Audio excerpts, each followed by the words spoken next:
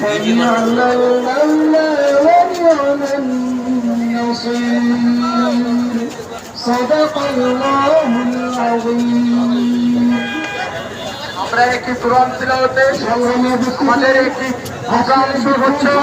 সংগ্রামী উপস্থিতি সভাপতিত্ব করবেন মুসলিম ছাত্র ফেডারেশনের সংগ্রামী আহ্বায়ক একদলের ছাত্রনেতা জনাব খান আসাদ।